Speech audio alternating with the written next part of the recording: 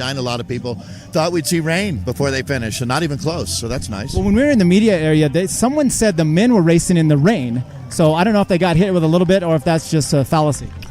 Who knows? People talk a lot of stuff. So how many years have you been doing Tour of California? Every edition.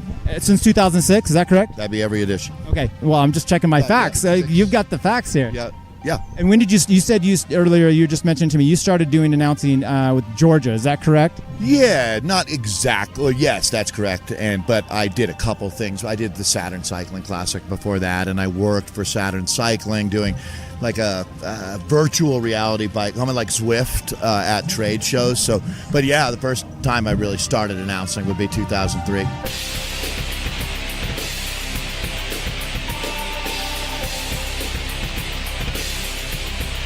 When was Saturn Cycling? Was that the one that went all the way up into Breckenridge from Boulder? Is that correct? Exactly. It was called the Zinger when it started, and it was the old Celestial Seasonings. People funded it, and then it morphed into Saturn Cycling Classic. 134 miles, Boulder to Breck, 7 mountain passes. Moninger won it 1 year. Weary won it 1 year. It was a great race. Vauders, too? Vauders won as well. Right. Those are your 3 winners. He won as a handlebar and grill rider. But he won a Saturn View, I think, is what it was the first. You're 100% correct. Yeah. I just remember some of that. So, so you started with that, moved into Georgia, and now you've been doing this. Is this your sole job, your responsibility that you do to pay the bills and everything? Yeah, I am a bike race announcer. I do some other, a lot of fondos and emceeing other types of events, but it's all cycling themed one way or another for sure. It's a niche kind of thing, but there's something to being a cycling specialist as well. It's like you can, just like I recognize that I'm not good at doing auctions. It's not my thing. It's just not easy. Wait, have you tried? Oh, sure. Okay. Every event you do wants you to do some kind of auction. It sucks. What's the weirdest thing you've tried to auction off? I don't know. Don't have an answer for that. No clue on that one. What's the most strange things you've seen here over the years at the Tour of California? Or maybe just this year? Strange? Yes. In what sense? Yesterday we saw a guy across the start-finish. He looked like the Unabomber. So what's something that you've seen like that? Oh, wow. That's a good one. I don't know. I mean, I definitely remember after the Boston bombing at the marathon that year, there was a heightened sense with bomb sweeping dogs and stuff, and we had a team of bomb sniffer dogs that were on stage in Palm Springs that were it was 122 degrees, and the dogs passed out.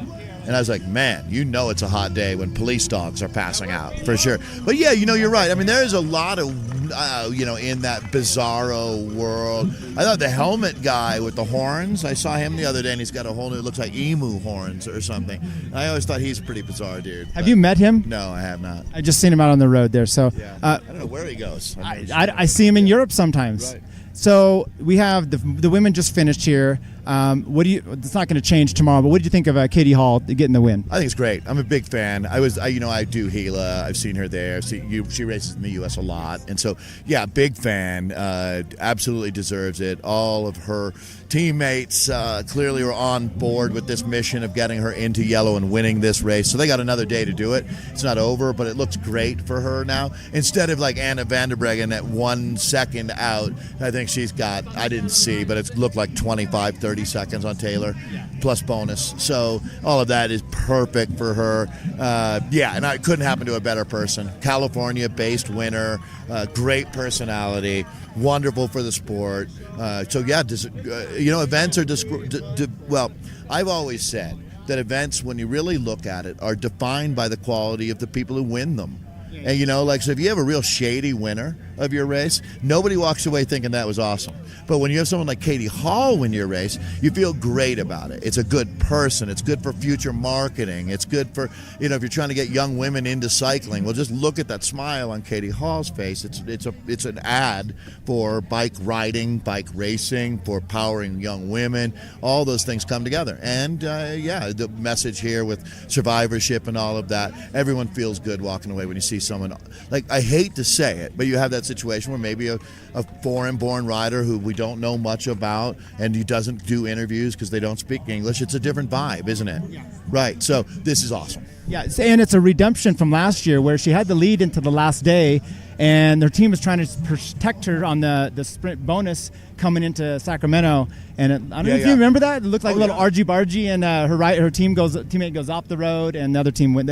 Bulls Dolman. Yeah, no, I think maybe it's nicer for Megan to be racing here with U.S. National than Bulls Dolman, because they were rough, and that it did not. You nailed it. It sounded like it was typical smash mouth European style racing happening, and that's not how United Healthcare races per se. And so exactly what you said. I think this year they had a little cleaner race. Maybe. I mean, it's hard to hold it against the Dutch or Belgian riders for that style of racing, but they will ride you off the road if you let them. You watch Mara Abbott getting herded around in the Giro Rosso one year by the Dutch riders. They know what they're doing. They've been riding bikes since they were 6 years old, and they know how to do it in wind, and they know how to find your weakness and use it against you. And so that's why this time Katie Hall was able to avoid that, as you said, argy-bargy. I think Phil says that, but avoiding all of that and just having a clean shot at the last K. And nice to see. I'm proud of Taylor Wiles too. It's a great ride for her, and she should end up second in GC. I don't see how that doesn't happen. So great ride by Taylor. Since we're talking to you, Dave, what would you use instead of argy-bargy? Let's use your term instead of Phil's. Oh man, I don't know. I don't have one. Throwing knuckles or something like that. Okay. Last thing then, the men's race. We're finishing up here. Van Garderen makes obviously a great time trial to come back into the lead. Right. Do you think he's going to hold on today? I do. It's probably being answered right now. You know what I mean? Like, we're going to go back and pick up live coverage here for the men's race. But I expect TJ holds on. But Sky's going to, I mean, the way that you saw Teo Gegenhardt ride on Gibraltar, and Stannard was riding on the front the last time I saw images coming in from the race. There's no question that this is going to be, if TJ wins, he's going to earn it today. In the next hour from right when we're recording this is going to be absolutely brutal out there. And going back to what you're saying, if they were racing in rain, it's entirely possible. But I mean, that's pretty normal. If you live in the mountains of California or Colorado or Utah, you know that it can be rainy for 10 minutes and then you're in 15 minutes of sun, and things change really quickly. All these microclimates exist up here. So they very well could hit another stretch of rain. They could finish in rain here today as well. But either way, it could be a whole lot worse. I mean, right now, it's like you should put sunscreen on. Right. Yeah, it's gorgeous out here. I'm going to get a burn. I really appreciate you stopping. And good luck for the rest of the tour. Good luck with the podcast. Thank you.